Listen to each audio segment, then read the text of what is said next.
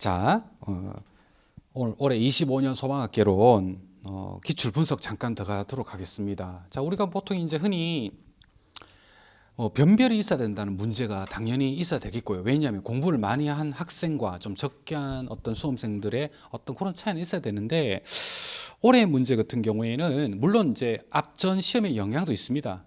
좀 22년도 문제가 좀 어려웠어요.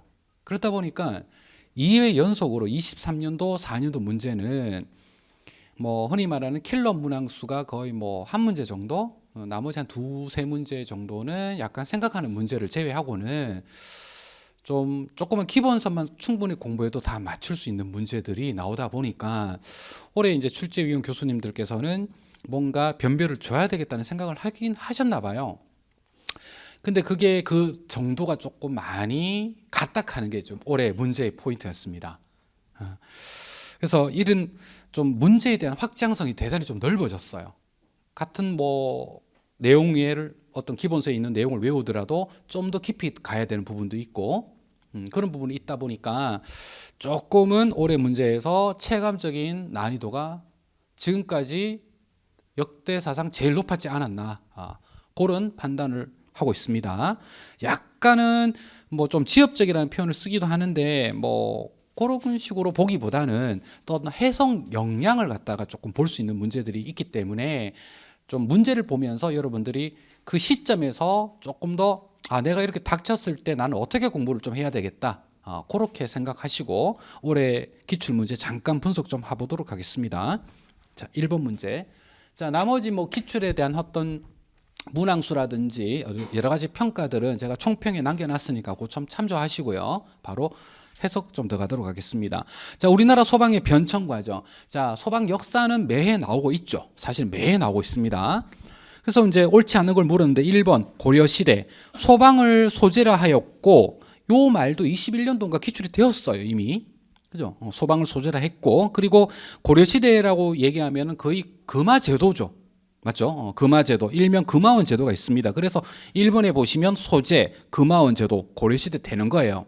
그리고 2번에 조선시대 같은 경우에는 오가 작통제를 시행했죠. 조선시대의 대표적인 용어 중에 하나가 또 오가 작통제 아닙니까? 그리고 관청인 금화도감이 있고, 그리고 수성 금화도감이 있고, 그죠? 세종 8년 2월 금화도감, 6월 수성 금화도감까지 다 외웠던 부분이 있습니다. 매번 반복했던 부분이에요. 3번도 마찬가지. 일제강점기 시대에 1925년 최초 소방서 경상소방소가 설치됐다는 걸 모르는 사람은 없을 거예요. 일반적으로 조금 공부한 사람들은. 왜? 이까지는 외우니까. 근데 그 이유가 좀 난해하네요. 1938년 부산 및 평양에 소방소가 개소되었으며 44년에 용산, 인천, 함흥에 증설되었다. 이건 안 외웠거든요, 사실. 이까지는. 애매하다 이 말입니다. 그래서 여러분들 문제 푸는 입장에서는 1, 2번은 맞는데 3번이 애매하다 이 말이죠. 그죠? 왜냐하면 두 번째 줄부터는 외우지 않았던 부분이니까. 4번 같은 경우에는 미군정 시대 46년에 소방부 소방위원회 설치, 이거 외워놨거든요. 그리고 두 번째 줄에 경찰로부터 독립해서 자치소방체제라 하는 것도 이미 외워져 있어요. 그리고 중앙소방위원회 집행기구 소방청이 있다 하는 것도 매번 강조했던 부분입니다.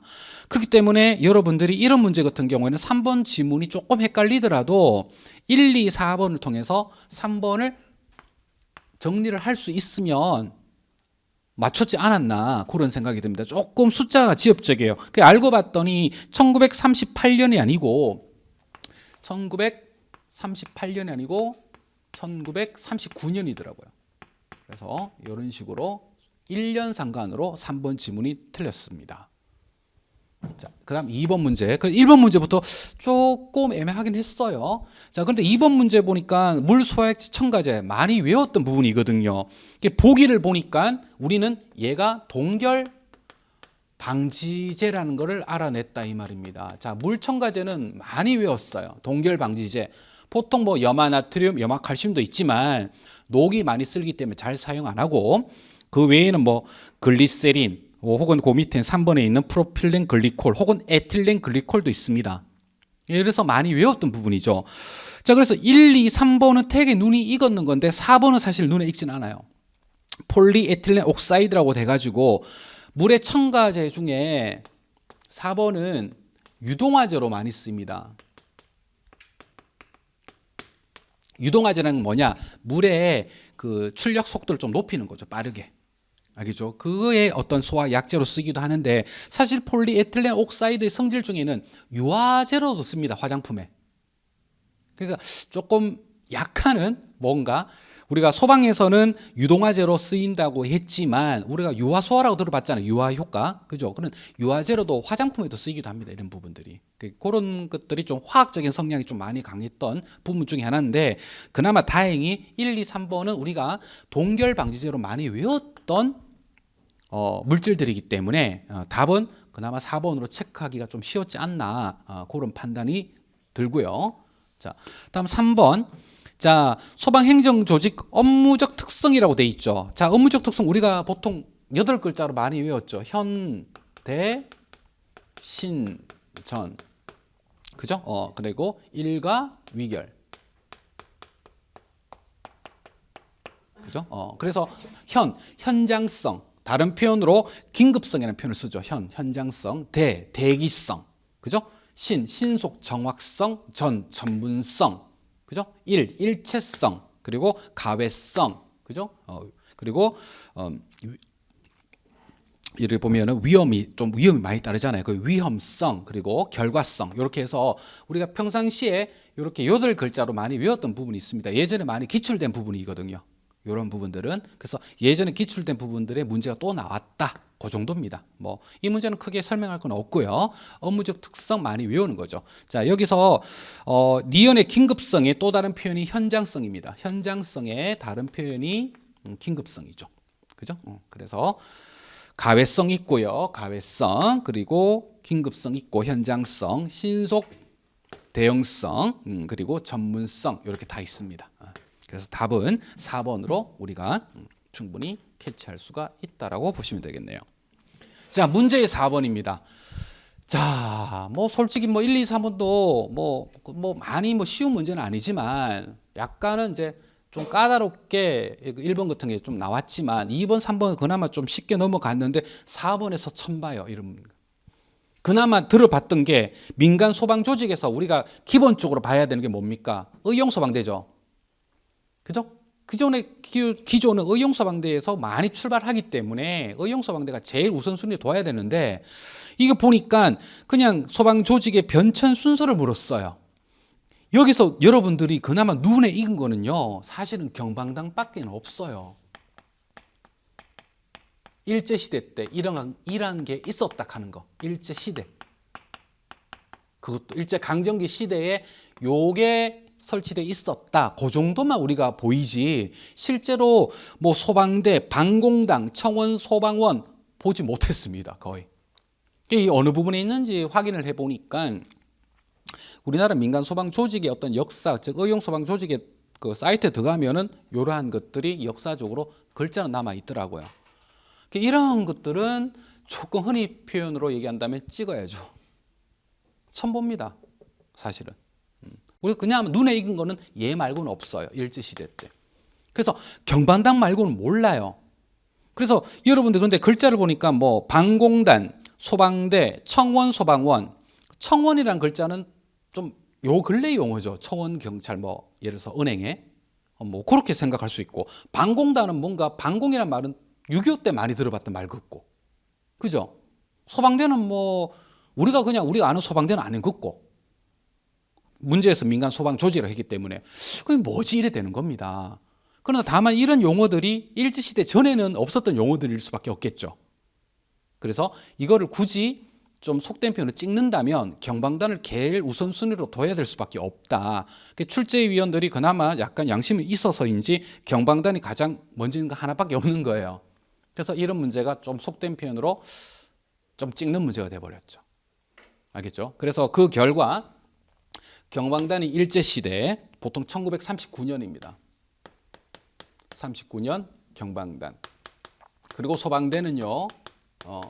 결론적으로 얘기한다면 얘는 광복 전후, 해방 전후죠. 45년 그 정도.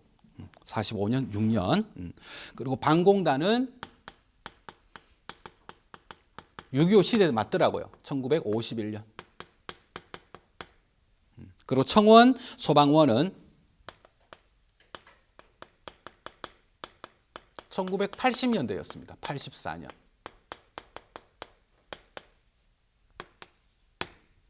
알겠죠? 그래서 이런 식으로 정리가 되더라고요. 그래서 4번 문제에서 조금 많이 멘붕 온 수험생들이 상당히 많았을 걸로 판단되고 있는데, 여기서 아는 거는 그나마 들어봤던 건 이거 말고는 없었다. 일제시대 경방단. 알겠죠?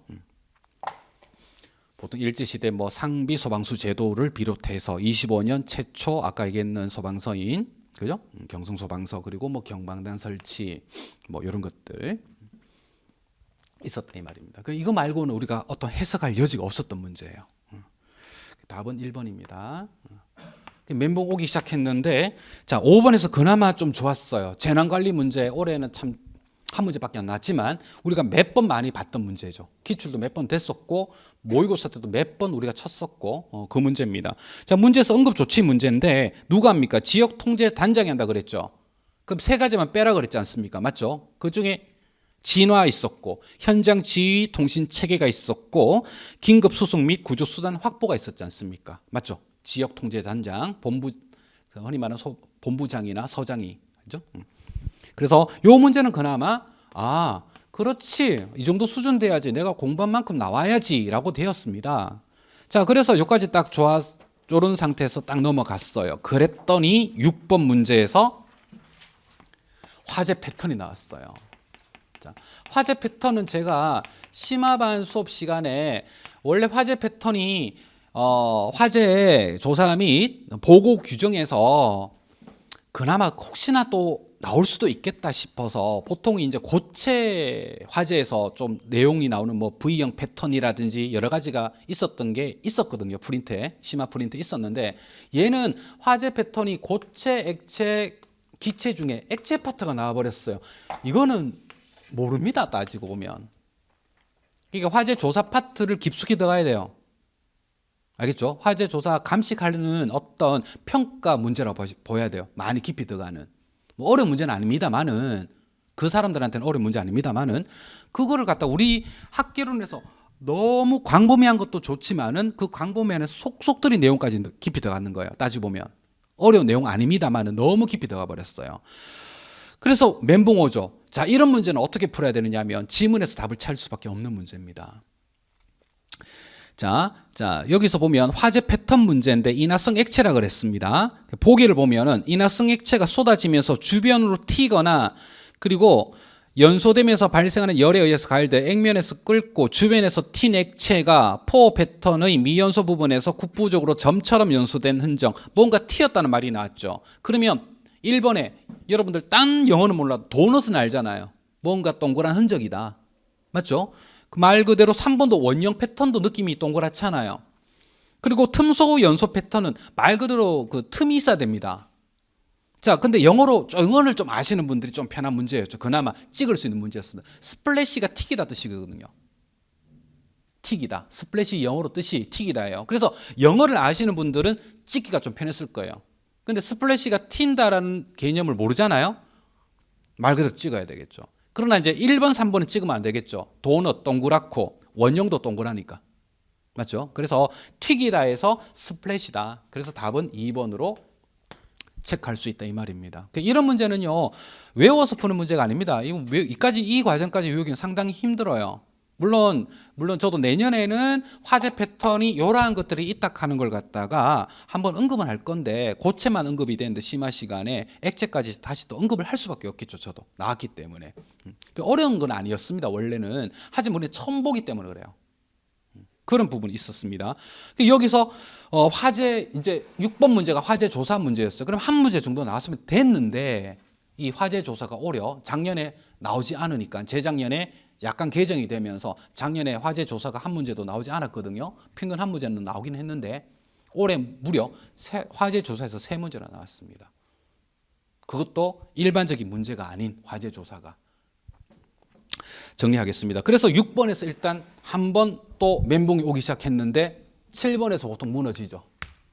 자, 에테인이 완전 연소한다고 가정했을 때 존스식에 따라 산출된 연소 화학계는 물었는데, 또 계산 결과는 소수점 둘째 자리에서 반올림한다. 자, 이건 뭐 계산하라는 뜻이죠. 그죠?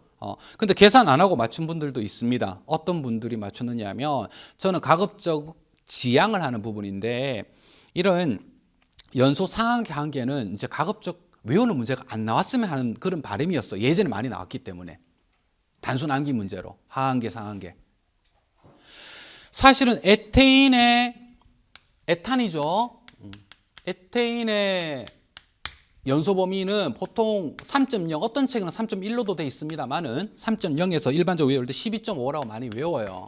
외웠어요, 예전에는 연소 범위가. 그래서 이걸 외운 분들이 혹시 있으면은 답이 나와요, 바로. 계산 안 하고. 그런 사람들은 문제 풀 수 있었던 문제입니다. 암기 문제로 달달 외웠다면. 근데 저는 개인적으로 가급적이면 이런 좀 약간 좀 지엽적인 암기 문제는 좀 안 나왔으면 하는 바람이 있었는데, 근데 그걸 꼬아서 계산 문제로 놨어요. 근데 이게 존스의 계산식 책에는 있습니다만은 수업 시간에 그닥 막 제가 많이 언급하고 넘어간 건 아닙니다. 왜냐하면 존스의 하한계 계산식을 하게 되면요, 식을 3번 써야 되기 때문에. 왜냐하면 존스의 하한계를 알아보는 식은 보통 이제 50%예요. 0.5는 약 55%인데, 즉 전체에서 하한계 보는 거는 양론 농도에서 한 0.5, 한 50%에 해당한다, 이런 뜻으로 나타내는 값이거든요. 근데 제가 왜 그러냐면 이 식이 나오는 순간 계산기 없이 식을 3번 써야 되기 때문에 이거를 갖다가 출제위원이 1분 안에 계산하라고 계산기 없이 식을 3번 써야 되는 문제를 갖다가 출제 내라고는 저도 사실은 상상을 못했습니다. 식이 2개만 써도 1분 안에 풀기가 버거운데 얘는 첫 번째 이 식이 있어야 되고요. 두 번째는요, 여러분들 연습했던 수업 시간에 몇 번, 문제 시간에 몇 번 연습했던 양론 농도가 하는 곳이 있죠. 연료 몰수 더하기 공기 몰수 분의 연료 몰수 곱하기 100. 자, 마지막으로 에테인 C2H6 완전 연소 반응식 CO2 이산화탄소 이 2마리, 3마리, 4, 7 여기가 2분의 7, 즉 분수로 적게 2분의 3.5가 되겠네요. 식이 3개 써야 됩니다. 다시 말하면 이 식을 써가지고 산소 몰수를 앓은 다음에 이 산소 몰수를 통해 가지고 공기 몰수를 계산해서 이걸 통해서 이게 산소 몰수를 계산해서 공기 몰수까지 계산한 다음에 양론 농도를 구해야 돼요. 그런 다음에 존스식을 이용해서 풀어야 됩니다. 공식 3개 써야 돼요. 이거를 여러분들이 저도 대묻고 싶어요. 출제위원이 이걸 갖다 계산기 없이 1분 안에 풀 수 있느냐? 못 풉니다. 뭐냐? 결론부터 얘기한다면 이건 암기 문제가 돼버려요. 이래 되면. 그럼 예전 패턴이 다시 가는 거예요. 예전 이런 걸 암기했었으니까. 연소 범위를 암기했었어요. 예전에는 이런 문제가 나왔습니다. 2020년 전에는. 그러니까 사실 그 문제가 돼버려요. 계산해서 이걸 1분 안에 푼다? 그것도 계산기 없이, 계산기 있어도 1분 안에 풀기 힘들게 했는데 이건 버리라는 겁니다. 계산해서 풀어라? 거짓말이에요. 절대 못 풉니다. 말이 1분이지 1분 안에 풀면은 마킹할 시간도 없는데 말이 됩니까 이게? 이렇게 나오니까 사람 잡는 거예요. 이게. 그럼 이런 문제는 실제로 계산을 통해서 문제 풀었다는 제가 봤을 때는 1분 안에 풀었다 하는 건 그건 정말 천재적인 계산 능력이 있는 사람이고요. 계산기 없이. 그런 사람들이 맞추거나 아주 극소수겠지만 아니면은 혹시 이걸 암기된 사람들이 맞출 수 있는 방법밖에 없어요. 이 문제는. 식을 이제 3번을 통해서 2.7, 3.5를 계산합니다. 그 3.5를 계산한 결과 뭐냐면은 공기 몰수가 또 16.66이 나오더라고요. 알겠죠? 그러면 연료 몰수가 이거 1몰이니까 1 더하기 16.6 1 더하기 16.66 분의 1 곱하기 100을 해요. 그 결과 얘 값이 제가 계산해 보니까 5.66이 나오더라고요. 5.66.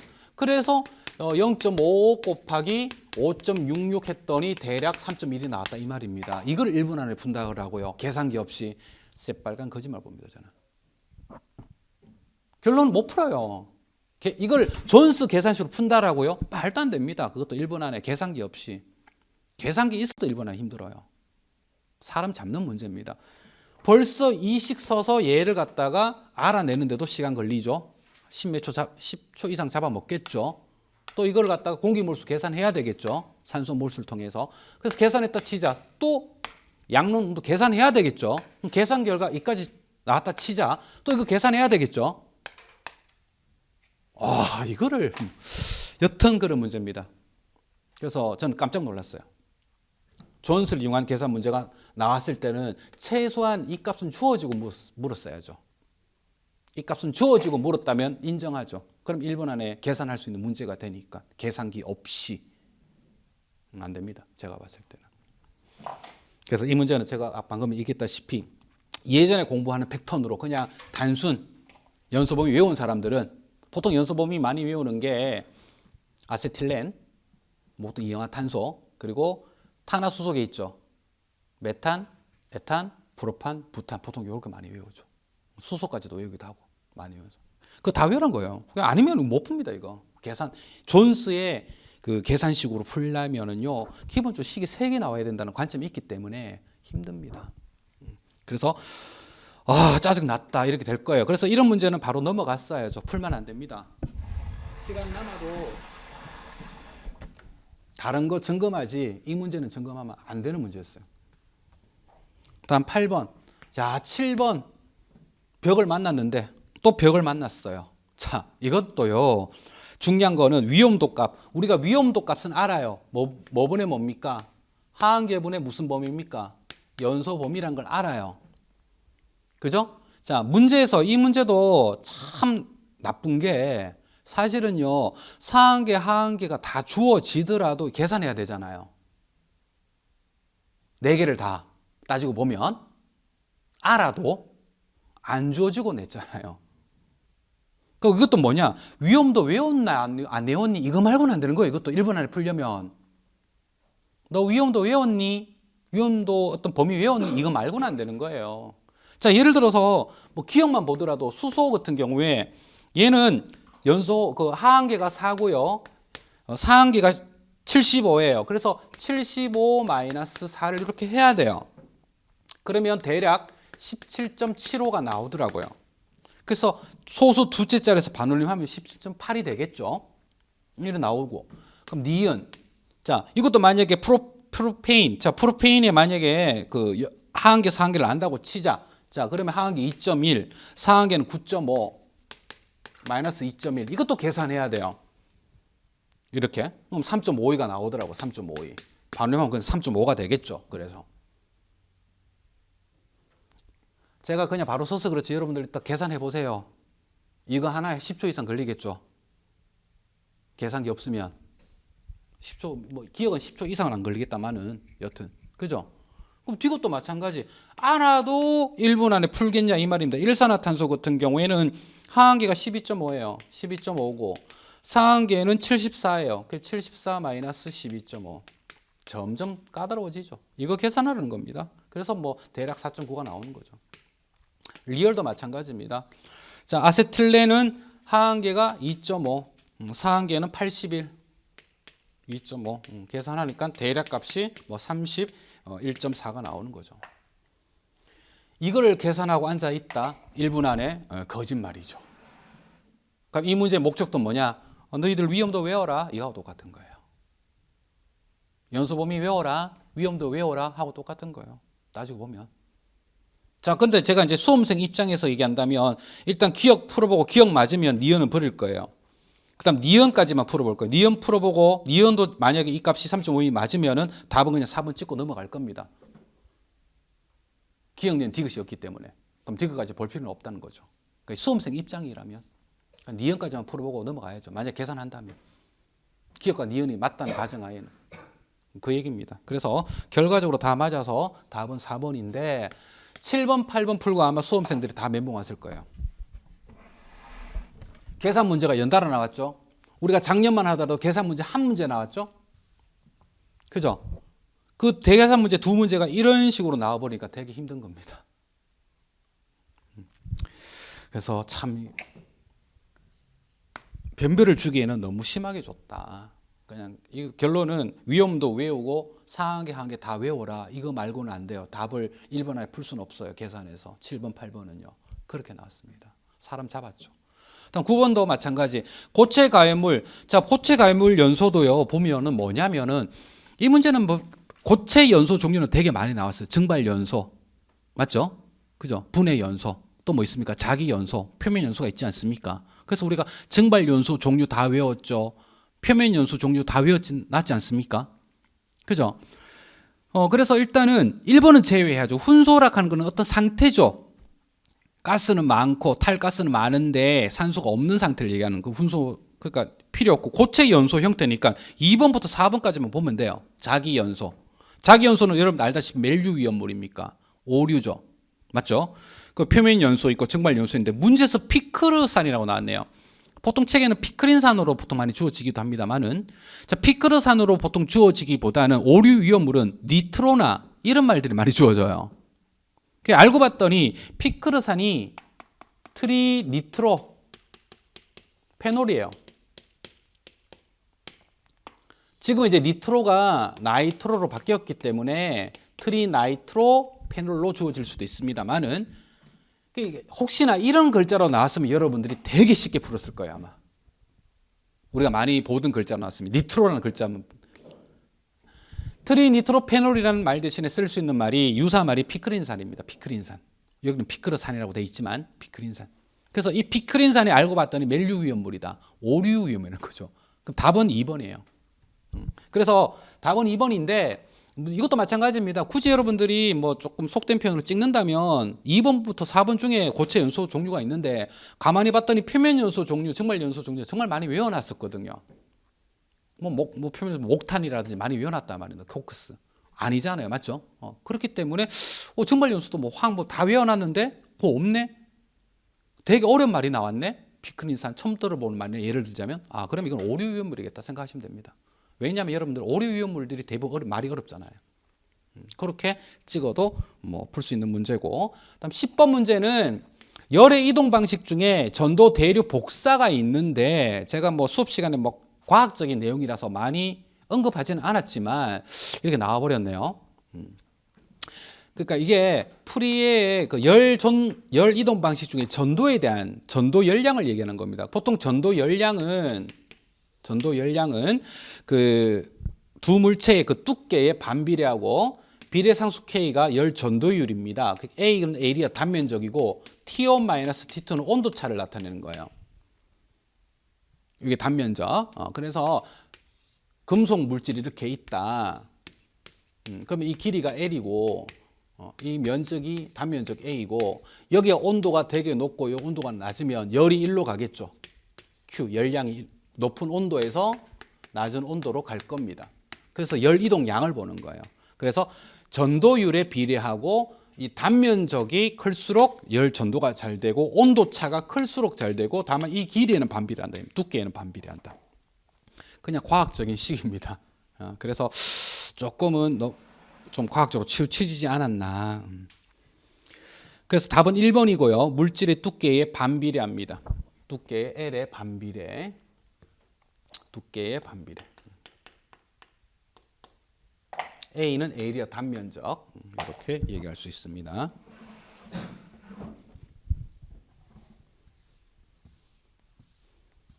다음 11번.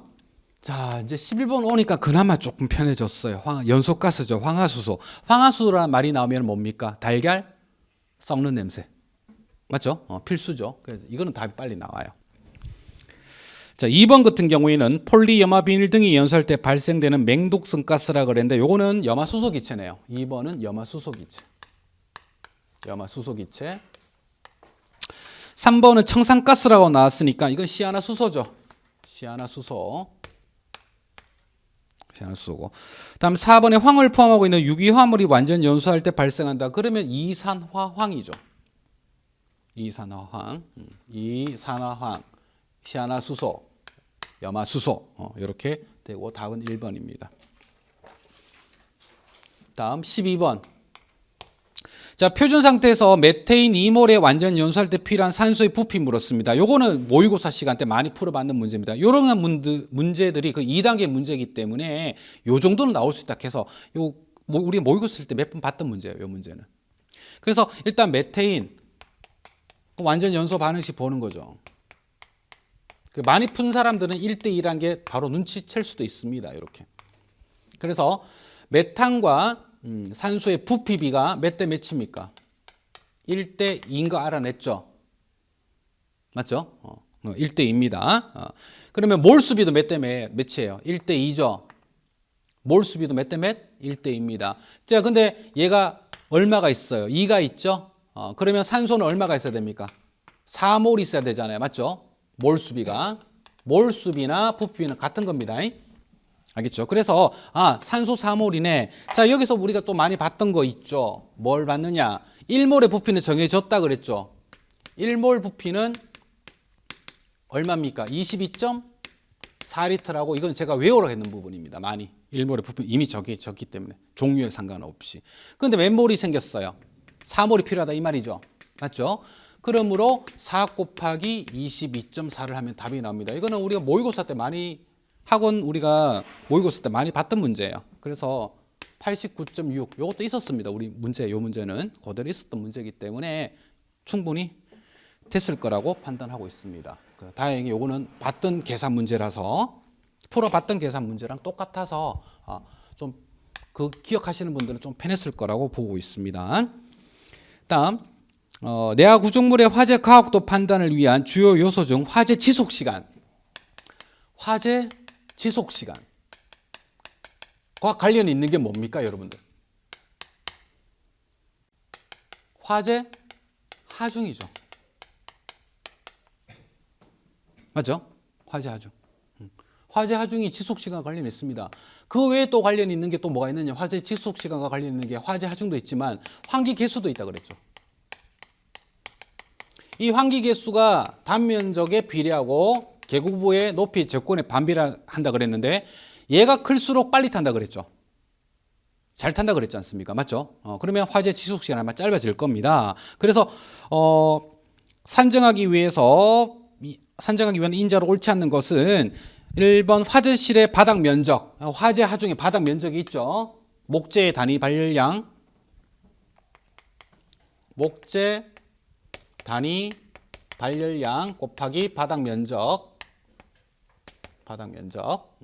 분의 뭡니까? 가열물의 질량 곱하기 가열물의 단위 발열량.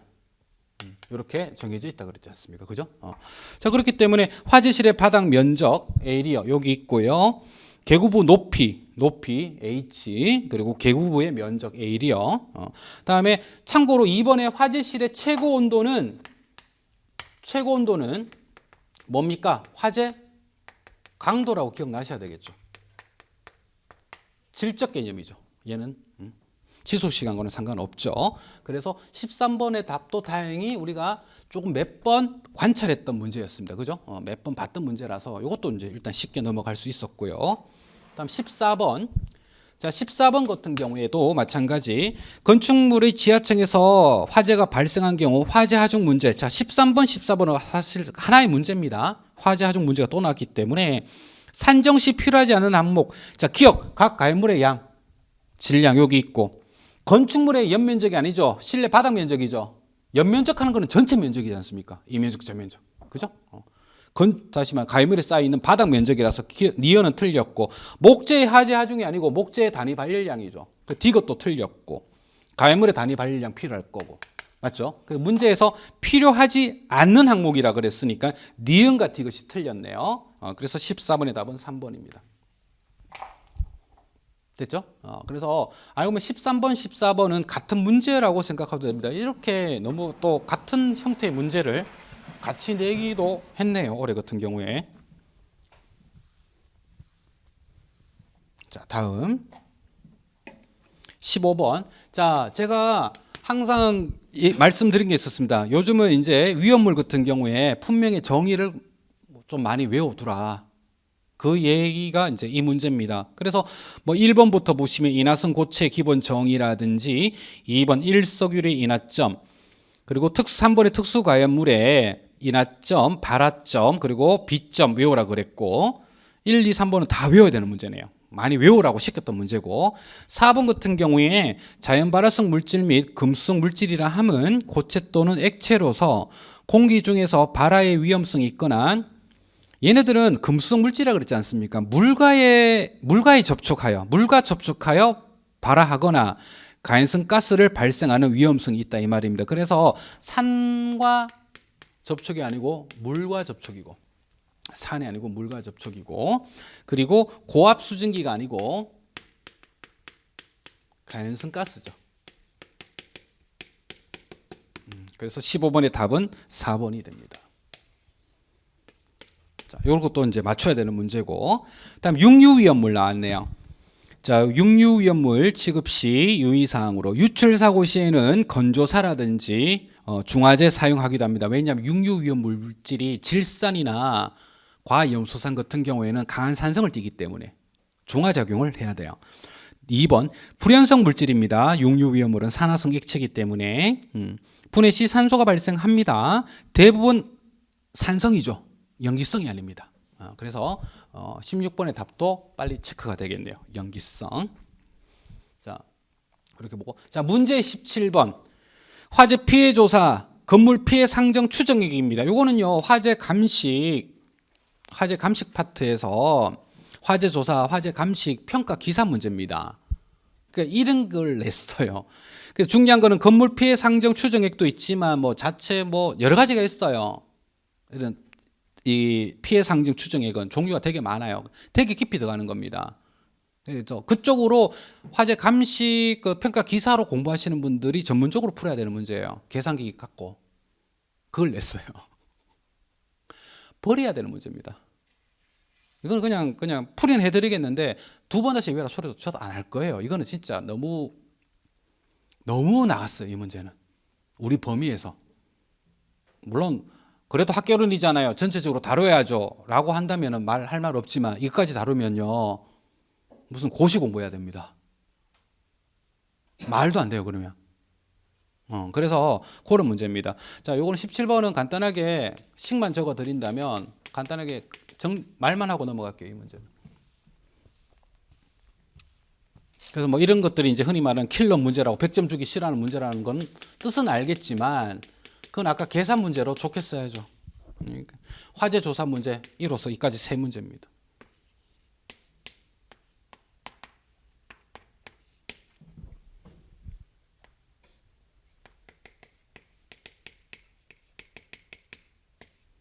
경과 연수 곱하기 손해율 여기까지 봅니다. 공식이 이렇게 있어요. 자, 이렇게 있습니다. 아휴, 그래요. 참 이랬습니다. 그 신축 단가 문제에서 보니까 100만 원 굳이 쓴다면 100만 원 곱하기 자 소실 면적 50 곱하기 중괄로 1 마이너스 0.8 곱하기 자 문제에서 내용 연수 40년 분의 경관 연수 10년 4분의 1이네요. 곱하기 손해율이 50%죠. 50% 주어졌죠. 즉 50%니까 이 값의 반인 거예요. 그 0.5 손해율 0.5 50% 0.5 그리고 여기서 말하는 0.8이 장가율입니다. 따지고 보면 또 장가율 넣고 계산하라는 겁니다. 원래는 계산기 듣고 계산해야 되겠죠. 그래서 그 결과 요까지 계산하면 400만 원 나올 거예요. 요까지 400만 원의 손해율 0.5 50% 그래서 답이 200만 원이 나올 겁니다. 그냥 보기만 하고 넘어갈게요. 답은 2번입니다. 이런 것들은 제가 더 내용을 강화하더라도 안 할 겁니다. 이런 것들은 의미 없어요. 다음 18번. 자, 18번 문제는 정말 쉬워요. 왜 쉬우냐면 우리도 물론 화재 조사 및 보고 규정하는 게 있지만 그 사실은 이 문제는 쉬운데 약간은 출제 위원이 좀 다르게 냈으면 좋았지 않았을까? 왜냐하면 이거 소방관계법규에서 화재조사법에는 이게 확실히 외워야 되는 거거든요. 조사법에 보통 외워요. 이거 화재조사관 무조건 3년 이상 산업기사 이렇게 외우는 거예요. 되게 쉬운 거예요, 원래는. 그런데 이걸 되게 오래 한 사람이 있습니다. 뭔지 압니까? 관계법규 안 하는 사람들. 구급 이런 분들. 안 하거든요. 문제에 비해서. 그러니까 이게 참 이게 이래 되면 우리 관계법규랑 소방학개론 같은 경우에는 간부는 이런 거 내도 저는 개인적인 생각입니다. 간부는 이거 내도 돼요. 왜냐하면 간부는 소방관계법규가 시험이 없기 때문에 학개론이니까 다 들어가면 돼요. 그러나 우리 공채는요 나눠놨거든요. 학개론과 법 쪽을 화재조사법하고는 좀 나눠놨기 때문에 좀 구분해서 냈으면 구급 준비하는 사람들한테는 조금 이거 보지 못한 문제입니다. 저도 이거 학개론은 수업 시간에는 뭐 크게 다루지 않았어요. 왜냐하면 법적이다 보니까 법규에 중복으로 있는데 제가 그것까지 손댈 필요 없기 때문에. 그래서 그런 문제입니다. 하지만 좀 그런 부분은 좀 아쉽다. 그런 부분은 좀 아쉽다. 그래서 1번 화재조사관 되고요. 2번 화재조사 업무에 관한 경력이 4년. 왜냐? 3년 이상이니까 되는 거예요. 3번이 틀렸습니다. 기능사가 아니고 산업기사예요. 4번도 세 번째 줄에 4년 재직한 3년 이상이거든요. 그래서 보통 이거 법규 시간에 외울 때 보통 화재조사관 3년 이상 산업기사 이렇게 외웁니다. 그게 다거든요. 그래서 그런 부분에서는 조금 아쉽다. 작년에 화재조사가 한 문제도 안 나왔던 치더라도 조금 생각해서 냈으면 낫지 않았을까. 세 문제는 이렇게 나왔습니다. 그래서 18번의 답은 3번이고요. 다음 19번. 자, 이거는 이제 위험물과 화재 진압 소화 방법입니다.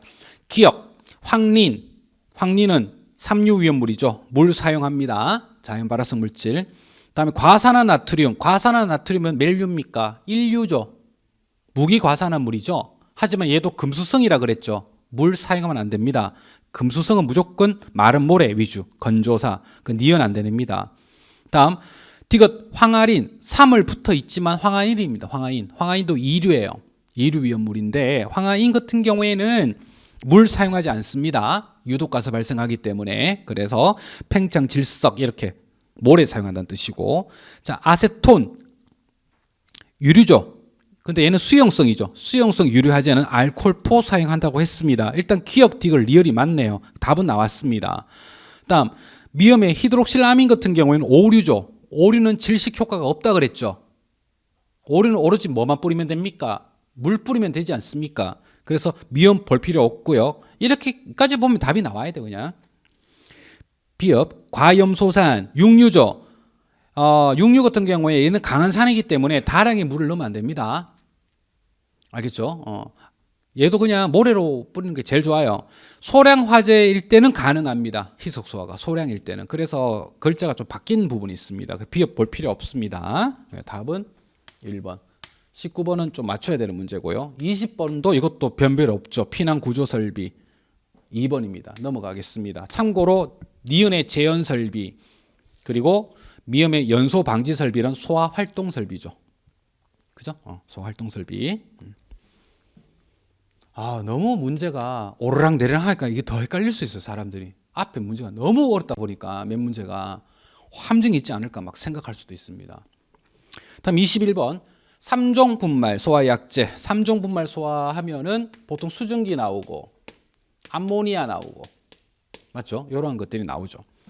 그리고 이제 2번과 4번은 많이 봤죠. 메타인산 되게 중요하죠. 방진. 2번에 메타인산, 4번에 뭡니까? 올소인산이죠. 올소인산이 탈수 탄화 작용. 2번, 4번 너무 많이 봤습니다. 그리고 여기서 섞으면 암모늄 이온이 나옵니다. 이 암모늄 이온이 있으면 제가 뭐라고 했습니까? 부촉매라고 그랬죠. 자, 부촉매는 제가 무조건 이온 3가지 외우지 않습니까? 암모늄 이온, 그리고 나트륨 이온, 칼륨 이온. 요 3가지입니다. 3가지. 제가 몇 번 강조했던 부분이기 때문에 답은 간단하게 얘기한다면 3번이 되겠고요. 그런데 이 문제는 약간의 논란이 있을 수 있는 게 물 자체의 냉각 작용은 당연히 있을 수 있지만 보통 얘 자체가 흡열 반응을 통해서 나오는 과정이기 때문에 열을 흡수하면은 보통 수증기가 나와요.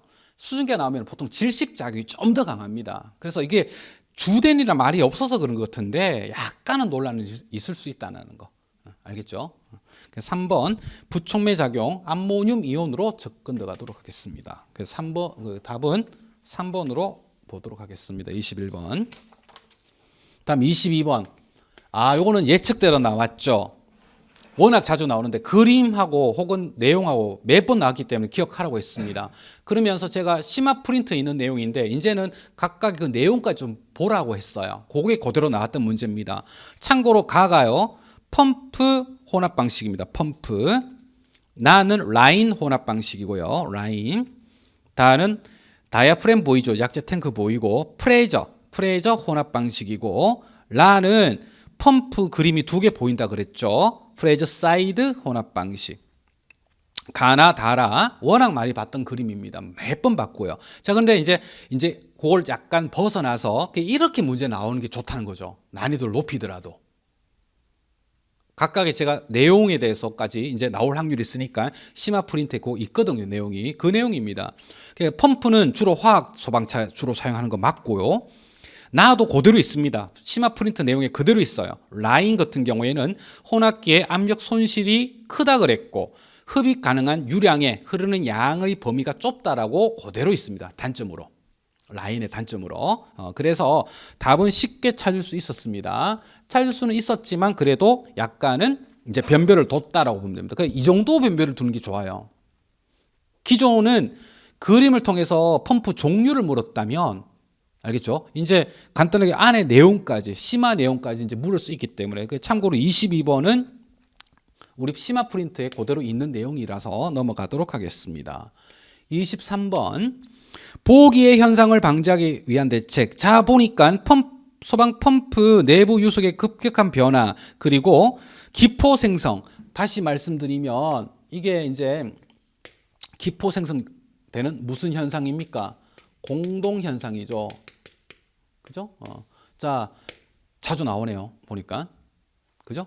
펌프의 이상 현상 자주 나오네요. 지금 요 근래 또 나왔네요. 공동 현상. 그 문제는 되게 쉬워요.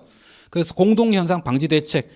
마찰 손실 적게, 임펠러 속도 낮게, 광경 크게, 그리고 펌프의 설치 위치는 수온보다 낮게 한다 그랬죠. 낮게. 그죠? 그래서 답은 4번입니다. 이런 문제들은 뭐 충분히 풀 수 있고, 다음 24번. 이것도 조금 좀 짜증이 나요. 왜 짜증이 나느냐 하면, 일단은 소화 설비 작동 단계 정말 많이 풀어봤던 문제입니다. 이것도. 이 개념과 유사한 문제가 22년도 20번에 기출도 됐었고요. 작동 순서 좀 봐야 되는 문제가. 그리고 모의고사 때 되게 많이 봤던 문제예요. 자, 그런데 문제에서 뭐가 문제냐면 지금 이 문제는 디귿과 리얼 때문에 문제입니다. 어차피 솔레노이드가 동작해야지 기동 용기가 작동해가지고 기동 용기가 작동하면은 선택 밸브 및 저장 용기 밸브 개방한다 그랬거든요. 그런 다음에 나중에 가스가 방출된다 했기 때문에 기역과 리얼은 이미 정해졌습니다. 근데 문제에서 디귿과 리얼을 너무 지엽적으로 냈어요. 왜냐하면 모든 책에 보시면요. 선택 밸브 개방 및 저장 용기 밸브 개방으로 되어 있습니다. 같이 나와요. 선택 밸브 및 저장 용기 밸브 개방 이렇게 나와요. 자, 왜냐하면 거의 동시에 이루어져서 그래요. 사실은. 기동 용기가 이렇게 있으면 기동 용기가 퍽 하고 개방이 되면 솔레노이드 밸브에 의해서 그러면은 선택 밸브도 있고 저장 용기 쪽으로도 가요. 얘네들이 저장 용기도 열어줘야 되고 선택 밸브도 열어줘야 되기 때문에 그래서 같이 가요. 같이 가는데 그래서 우리는 항상 선택 밸브 및 저장 용기 밸브 개방이라고 외웁니다. 근데 보통 현장에서는 같이 취급해요. 그래서 현장으로 취급하기 때문에 그렇게 쓰는 거예요. 보통 책에는 선택 밸브 개방 및 저장 용기 개방이라고 거의 몇 초 찰나에 이루어지기 때문에 몇 초가 뭡니까? 거의 진짜 찰나예요. 그래서 같이 취급해요. 현장에서도. 그런데 굳이 얘기한다면 얘가 좀 더 길어요. 선이. 저장 용기 바로 옆에 있기 때문에. 그래서 기본적으로 얘가 좀 더 길어요. 얘가 좀 더 짧아요. 그래서 선택 밸브를 개방한 다음에 저장 용기 개방 순서로 이제 본다는 의미에서 답이 1번인데 너무 좀 지엽적이었습니다. 그래서 우리가 보통 그냥 외울 대로 외운 사람들은 그냥 답이 1번으로 체크했지 싶은데 보통 외울 때 이래 외우거든요. 선택 밸브 개방 및 저장 용기 밸브 개방 요런 순서로 외웁니다. 그래서 같이 나온다는 의미에서 그걸 또 나눠 놨어요. 그래서 이 문제도 조금은 좀 지엽적이었다. 틀린 건 아니지만 너무 까다롭게 냈다. 1번입니다. 다음 25번 화재 알림 설비. 자, 보통 이런 설비에서 흔히 말하는 탐지 설비에서 본다면, 경보 설비에서 본다면 뭐 약간은 변두리죠. 변두리 내용이 나왔어요. 보통 우리가 이제 자탄 설비라든지 이런 것들이 주된 테마인데 주된 테마가 안 나오고 약간 변두리 테마가 나왔는데 일단은 뭐 옳지 않는 걸 물었는데 1번 발신기, 2번 원격 감시 서버 이런 것들은 보통 2번은 거의 외우지는 않죠, 사실은. 외우지 않고 3번에 비상경보 장치라고 돼 있는데 화재 알림용 비상경보 장치에서 옆에 보니까 화재 알림용 감지기란 말이 있네요. 보통 감지기는 자탄 설비에 있는 겁니다. 자동 탐지해야 되니까 감지기가. 자동화재 탐지 설비에서 감지기가 꼭 필요하거든요. 그래서 감지기가 되게 중요한데 얘는 그냥 비상경보 장치라서 감지기가 필요 없어요. 그래서 답이 3번입니다. 감지기는 필요 없는 거죠. 이 감지기는 자동화재 탐지 설비의 필수 요소죠.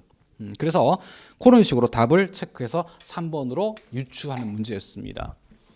소방 설비 문제가 거의 4-5문제로 잡아야 돼요. 왜냐하면 22번을 포소화약제 혼합 방식으로 그냥 혼합 방식만 얘기한다면 그냥 소화약제로 넣을 수도 있지만 설비로 넣는다면은 또 소방 시설이 돼요. 그래서 이걸 소방 시설로 넣는다면 5문제가 소방 시설이 나왔습니다. 올해 같은 경우에. 소방 시설로 넣는다면 22번 문제를 자 그렇게 됐고 올해 문제 같은 경우 여튼 화재 조사가 조금 에바였습니다. 너무 조금 그랬어요.